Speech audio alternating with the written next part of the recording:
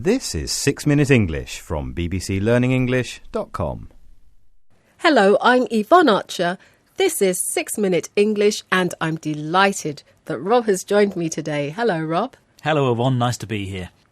To start the new year, BBC Radio 3 ran a Mozart festival playing 12 days of the genius's classical music.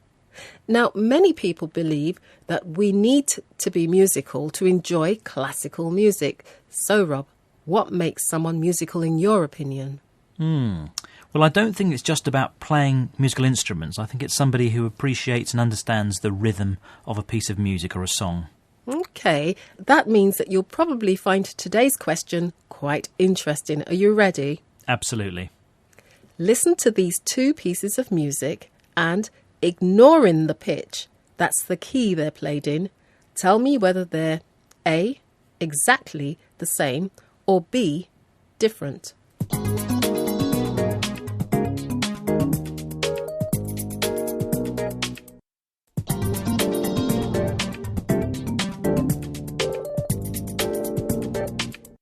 Well, It's tricky, but I do think they're different. Yes, a different beat in the second piece of music there.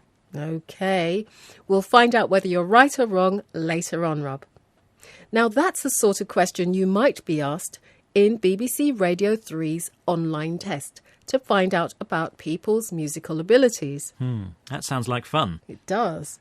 Dr. Lawrence Stewart of Goldsmith University is one of the scientists running the Radio 3 project. So, is the traditional description of musical people as people who can play a musical instrument or who've had formal music training a good one? We think that this is far too narrow, and even just being immersed in our very musical world engenders people with a very sophisticated level of musicality that they probably aren't even aware of. So if people can choose the right music for a social occasion, know how music affects their moods and emotions, we say that that's already a sophisticated skill. Dr. Lawrence Stewart says our view of what makes someone musical is too narrow. It's just too limited. So, many people who don't play a musical instrument or haven't had formal music training could actually be really musical too. And she also says that we're immersed in a very musical world. We're surrounded by lots of music, and that can also make us musical. I agree with her. We do live in a very musical world. Even the BBC Learning English office is musical. Think of all those musical ringtones on our mobile phones. Yes, they can be great fun, but they can also be very annoying too. Anyway, Dr. Stewart says all that music helps to engender us with music skills that become a natural part of who we are. We also heard how lots of us probably have a very sophisticated or advanced level of musicality, but we don't even know, we're not aware of it. Rob, can you tell us how Dr. Stewart explains musicality, please? Certainly. Well, a part of musicality is an understanding of how music can change the way we feel, how it can affect our moods and emotions. And it takes a sophisticated level of musicality to be able to choose music for a social occasion, such as a wedding. So being musical isn't only about playing an instrument, getting the beat, all of that kind of stuff. And even if we think we're tone deaf, totally incapable of humming a few notes in a tune, we may still do quite well on that test. That's good to know. So we'll have a go later on then, Yvonne. Definitely. But I wonder whether some people are simply born musically gifted. Well, that's what the scientists running the project hope to find out.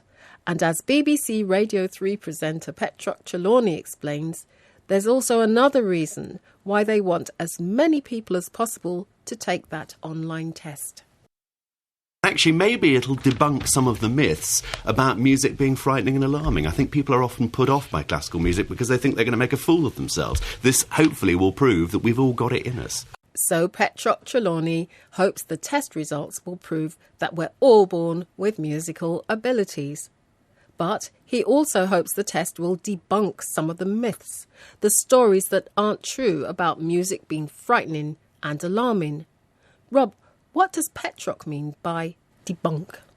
He means to destroy and break down the ideas that make people afraid of music, especially classical music. And I agree that many people are put off by classical music. They don't even listen to it, partly because they think they won't understand it. And that's a real shame, isn't it? Because I think it's perfectly possible to listen to music that's totally new to us or isn't from our own culture and still enjoy it in our own way. Now, earlier, Rob, I asked you whether two pieces of music you'd listened to were the same or different. Here's a brief reminder of what you heard.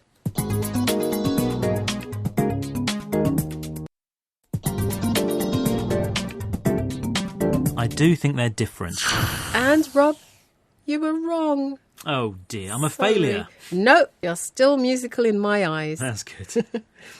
So why not go to BBC Radio 3's website to find out how musical you are? Join us again soon for more 6 Minute English. Goodbye. Goodbye. That was 6 Minute English from BBC Learning English.